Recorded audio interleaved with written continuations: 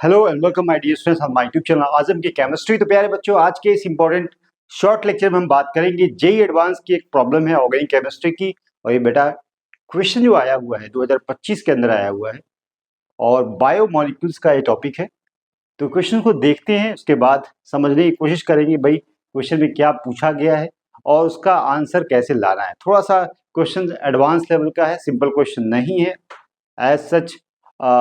जैसे नीट में पूछा जाता है उस तरह का प्रश्न नहीं है, बहुत ही एडवांस लेवल का है। कैलकुलेशन अगर आपको आती है, अगर इस पैटर्न पे क्वेश्चन आपने किया है, प्रैक्टिस रखी है आपने, तब तो क्वेश्चन आपसे हो जाएगा। लेकिन फर्स्ट टाइम बायोमोलिक्यूल्स पढ़ के एनसीईआरटी से अगर आप जाते हैं एग्जाम हॉल में तो आपसे क्वेश्चंस नहीं हो पाएगा, आप कर ही नहीं पाओगे, क्योंकि क्वेश्चंस जो यहाँ पे आया है ये कहीं भी एनसीईआरटी में इस तरह का जिक्र नहीं है, ना तो इस तरह की प्रॉब्लम समझाई गई है। बिल्कुल आपके सोच से परे है, आप इस क्वेश्चन को नहीं कर पाएंगे। सबसे पहले आपको इस तरह के प्रश्न जब तक आप लगाएंगे नहीं एडवांस लेवल के क्वेश्चन, तो फिर आप जेई एडवांस भूल जाइए, क्योंकि जेई एडवांस का मतलब एडवांस और वहां क्वेश्चन करने का मतलब है कि आप एडवांस हैं, तभी आप आईआईटी में जाएंगे। बात समझ आ रही है? तो यहाँ पे क्वेश्चन बड़ा पढ़ लेते हैं, उसके बाद उसका एक्सप्लेनेशन भी आपको मिलेगा, शानदार ट्रिक भी मिलेगा। और आपको यहाँ पे जो कॉन्सेप्ट बनेगा, इस पैटर्न को, इस कॉन्सेप्ट को अगर आप भी प्रैक्टिस में रखते हैं, याद रखते हैं, तो फिर जरूर अगर क्वेश्चन आते हैं इससे रिलेटेड प्रॉब्लम आती है, तो फिर आपको क्वेश्चंस की अंडरस्टैंडिंग रहेगी पहले से और फिर उसको करना आसान जाएगा। तो चलिए क्वेश्चंस को पढ़ते हैं। पहले यहाँ पे लीनियर ऑक्टासेकेराइड है, यहाँ पे मोलर मास जो है लीनियर ऑक्टासेकेराइड का 1024 ग्राम पर मोल है। On complete hydrolysis produce 3 monosaccharides, जिसमें ribose, 2 deoxyribose and glucose. The amount of 2 deoxyribose formed is 58.26% weight by weight of the total amount of the monosaccharides produced in the hydrolysis product. The number of ribose unit present in 1 molecule of octasaccharide. कितनी शानदार problem है। अगर आप इसको एक बार आप सीख जाते हैं तो फिर आपको इस तरह की प्रॉब्लम आएगी तो मजा आएगा। आपको विद इन मिनट के अंदर क्वेश्चंस को बना सकते हो, फिर आपको मुश्किल होनी ही नहीं है, क्योंकि क्वेश्चंस एकदम आउट ऑफ सिलेबस होता है, किताब से बिल्कुल अलग होता है। इसलिए इस पैटर्न पे क्वेश्चन नहीं किया आपने तो फिर तो मुश्किल होती है। लेकिन आप एक बार अगर इसको प्रैक्टिस में रखेंगे और कर लेंगे तो फिर आपको इस तरह के प्रश्न आप खोजोगे कि आ जाए फिर मैं इसको करूं, क्योंकि बहुत अच्छे ढंग से आप उसको एक्सप्लेन करेंगे और आंसर की श्योरिटी बहुत ज्यादा होती है, आप बिल्कुल करेक्ट आंसर करेंगे। तो देखिए बेटा, यहाँ पे जो क्वेश्चन दिया है एक बार इसको और समझ लेते हैं। यहाँ पे लीनियर ऑक्टासेकेराइड है। ऑक्टासेकेराइड का मतलब है यहाँ पे 8 मोनोमेरिक यूनिट जो सेकेराइड्स है आपस में जुड़ी हुई है। यहाँ पे अगर हम बात करें, कहा गया है यहाँ पे कि ऑक्टासेकेराइड है, जिसमें अगर हम बात करें तो ये आपस में इस तरह से जुड़ी हुई है, ठीक है, लीनियर है। यहाँ पे 1 2 3 4 5 6 7 और 8, यहाँ पे 8 मोनोसेकेराइड्स यहाँ पे आपस में जुड़ी हुई है। और जुड़ने के बाद यहाँ पे देखें तो आपस में जब भी 2 सेकेराइड्स मोनोमेरिक यूनिट जुड़ती है थ्रू द ग्लाइकोसिलिक बॉन्ड। ग्लाइकोसिलिक बॉन्ड मतलब यहाँ पे जब भी 2 ग्लूकोज के, राइबोस के या जो भी आपस में जुड़ते हैं, वहां पे ग्लाइकोसिलिक बॉन्ड का फॉर्मेशन होता है और इथर लिंकेज होता है, और उस कंडीशन में वाटर बाहर निकलता है। ठीक है, वाटर बाहर निकलता है, और वाटर जब बाहर निकलेगा तो यहाँ पे अगर देखें 8 अगर यूनिट आपस में जुड़ेगी तो नंबर ऑफ ग्लाइकोसिलिक बॉन्ड की बात करें तो यहाँ पे 1 हो जाएगा। यहाँ पे देखिए ये 1 हो जाएगा, और यहाँ 2 हो जाएगा, यहाँ पे 3 हो जाएगा, यहाँ 4, यहाँ 5, यहाँ 6 और यहाँ पे 7। तो नंबर ऑफ ग्लाइकोसिलिक की बॉन्ड की बात करें, इथर लिंकेज की बात करें, इस लीनियर पॉलिस यहाँ पे ऑक्टासेकेराइड 8 यूनिट आपस में जुड़ी है, तो उस कंडीशन में 7 यहाँ पे आपको ग्लाइकोसिलिक बॉन्ड होगा जो मोनोमर है उनके बीच में। अब यहाँ पे अगर देखो बेटा, कहा गया है कि जो लीनियर ऑक्टासेकेराइड है इसका जो मास है यहाँ पे 104 ग्राम पर मोल है। तो बेटा अगर आप ध्यान दो, ऑन कंप्लीट हाइड्रोलिसिस की अगर हाइड्रोलिसिस कराते हो, H2O के साथ रिएक्शन कराते हो, तो ये आपको पता है कि this bond will be break. क्या करेगा भाई, जब भी हाइड्रोलिसिस होगी तो ये ग्लाइकोसिलिक जो लिंकेज होता है ना वो ब्रेक करेगा। क्या करेगा, ग्लाइकोसिलिक जो लिंकेज होगा वो ब्रेक करेगा, और जब भी ब्रेक होगा, यहाँ से ब्रेक होगा, यहाँ से ब्रेक होगा, तो बेटा यहाँ पे वाटर जुड़ेगा। क्या करेगा? वाटर जुड़ेगा। अब कितना वाटर जुड़ेगा इसमें? यहाँ पे हर देखिए दो जब यहाँ पे यूनिट आपस में कंबाइन होती है वाटर निकलता है, और जब भी यहाँ पे हाइड्रोलाइसिस होगी तो यहाँ पे वाटर जुड़ेगा। तो यहाँ पे देखिए नंबर ऑफ वाटर अगर जोड़ें तो यहाँ पे एक वाटर जुड़ेगा, एक यहाँ, एक यहाँ, एक यहाँ, एक यहाँ। तो यहाँ पे देखें 7 number of water molecule added. यहाँ पे आप कह सकते हो 7 वाटर मॉलिक्यूल ऐड होंगे। तो यहाँ पे जब ऐड होगा ना तो इसका मास इसके साथ जुड़ेगा। एक्चुअल में मास अभी लीनियर पॉलीसेकेराइड का मास यहाँ पे पता है 1024 ग्राम पर मोल है, लेकिन जब 7 वाटर मॉलिक्यूल यहाँ ऐड होंगे उस कंडीशन में यहाँ पे जो मास होगा, जो 8 मोनोमर यूनिट बनेगी, उसका जो मास की बात करें तो यहाँ पे आप देखोगे तब उस कंडीशन में तो यहाँ पे 124 ग्राम प्लस पहले से है और 7 इंटू इसका 18 हो जाएगा। तो आपको कितना हो जाएगा? यहाँ पे हो जाएगा 18 से यहाँ 7 ये और यहाँ पे 5 5 7 7 5 12, ठीक है, 126। तो यहाँ पे 024 प्लस यहाँ पे 126, यहाँ पे जोड़िए तो आपको मिलेगा 10 और यहाँ पे 5 और यहाँ पे 1150 मिलेगा, जो कि यहाँ पे ग्राम पर मोल होगा। अगर हम ध्यान दें कि जो भी 8 यूनिट मिलेगी उसका जो टोटल मास होगा वो आपको 1150 ग्राम पर मोल। मतलब बात समझ आ रही है? तो यहाँ पे आपने 7 वाटर मॉलिक्यूल ऐड किया। अच्छा, आप देखिए क्वेश्चन को समझने की कोशिश करिए, स्टेप वाइज हम लोग करेंगे, कोई घबराहट नहीं है। अगर आप स्टेप वाइज क्वेश्चन को पढ़ते हैं, समझते हैं और करते चले जाते हैं तो फिर आंसर अपने आप आने शुरू हो जाएगा। देखिए लीनियर ऑक्टासेकेराइड था और यहाँ पे पता है लीनियर ऑक्टासेकेराइड 8 यूनिट आपस में जुड़ी है, इसका मोलर मास 1024 ग्राम पर मोल है। कंप्लीट हाइड्रोलिसिस करेंगे, सारे बॉन्ड टूटेंगे, ग्लाइकोसिलिक जो लिंकेज है, ईथर लिंकेज है, और यहाँ प्रोड्यूस 3 मोनोस। अब यहाँ पे कह रहा है कि जो आप जब भी हाइड्रोलिसिस करेंगे तो यहाँ पे 3 मोनोसेकेराइड्स मिल रहे हैं। क्या मिल रहे हैं? 3 मोनोसेकेराइड। इसमें एक राइबोज, 2 डीऑक्सीराइबो ग्लूकोज। तो इसकी जब हाइड्रोलिसिस हो रही है, देखिए यहाँ पे चलिए हम करते हैं। यहाँ पे 8 था, 1 2 3 4 5 6 7 एंड 8। इसकी आपको पता है यहाँ पे 1024 ग्राम है पर मोल है।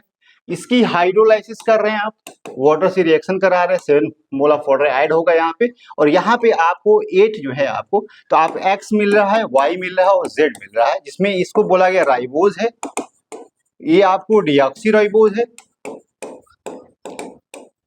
और ये इसको बोल दिया गया आपको ग्लूकोज है। ठीक है जी, ग्लूकोज है। अच्छा, इसका जो यहाँ पे अगर ध्यान दे तो Y का जो परसेंटेज है ना, यहाँ पे Y की जो परसेंटेज की बात करें तो Y का यहाँ पे परसेंटेज दिया हुआ है, जो कहा गया है कि, बात समझ में आ रही है? सबसे पहले हाइड्रोलिसिस करेंगे, यहाँ पे आपको XYZ मिलेगा, X राइबोज है, यहाँ पे डीऑक्सीराइबोज है, ये आपका ग्लूकोज है। ये तो आपको मिल गया, राइबोज मिल गया, डीऑक्सीराइबोज मिल गया, यहाँ पे ग्लूकोज मिल गया है जी। XYZ इसको रिप्रेजेंट कर दिया गया। इनका मास भी दिया हुआ है, इनका जो मोलर मास यहाँ दिया हुआ है 1 यहाँ पे। तो अब यहाँ पे जो मास है बेटा ना, अब ये जो आप यहाँ पे रिजल्टेड मास होगा, इन तीनों का अगर मास देखें यहाँ पे, जो भी 8 मोनोसेकेराइड्स का मास जोड़े उसमें 7 वाटर ऐड हो जाएगा, तो 100 ग्राम पर मोल होगा। ठीक है, ये आपने भी पता कर लिया। देखिए, तो अब इसके बाद कहा है कि the monosaccharides 2-deoxyribose is 58.2 weight by wait है यहाँ पे। तो यहाँ पे अगर ध्यान दे तो कहा गया है कि जो यहाँ पे X, Y और Z जो है यहाँ पे 8 है, बात समझ आ रही है? और यहाँ पे जो कहा गया कि Y जो है 58.26% है यहाँ पे वेट बाई वेट। ठीक है जी, ये बात भी आपको पता है।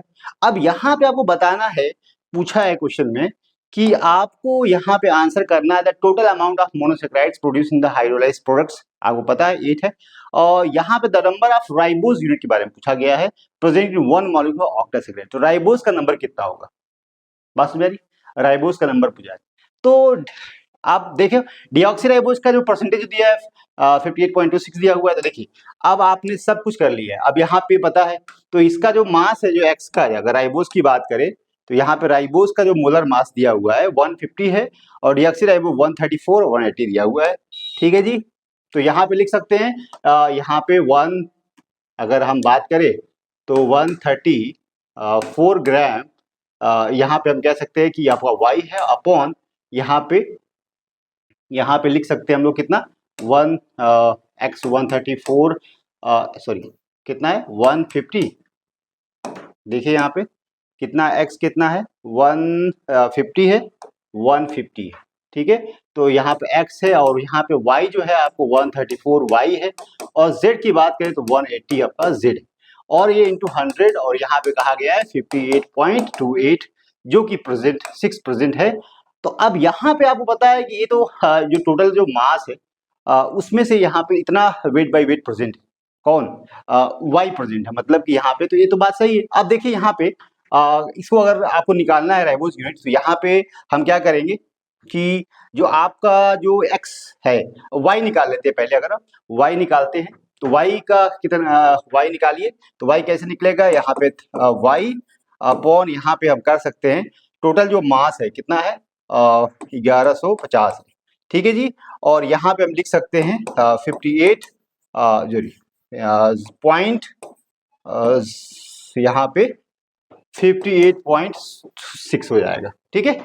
अब बेटा अगर ध्यान दे तो यहाँ से y निकल सकता है, क्योंकि वेट बाय वेट यहाँ पे दिया हुआ है, तो ये रिलेशन पता है आपको है, तो यहाँ से आप निकाल सकते हो क्या, यहाँ से आप y निकाल सकते हो। तो y आपको निकल के आएगा 130, यहाँ से 134y, और ये आपको 0.5826 इंटू यहाँ पे 1150, और यहाँ से y निकाल सकते हैं। तो यहाँ से y निकालेंगे तो आपको निकल के आएगा y जो है आपको 0.5826 इंटू 1150/134, ये बराबर आएगा 5 के।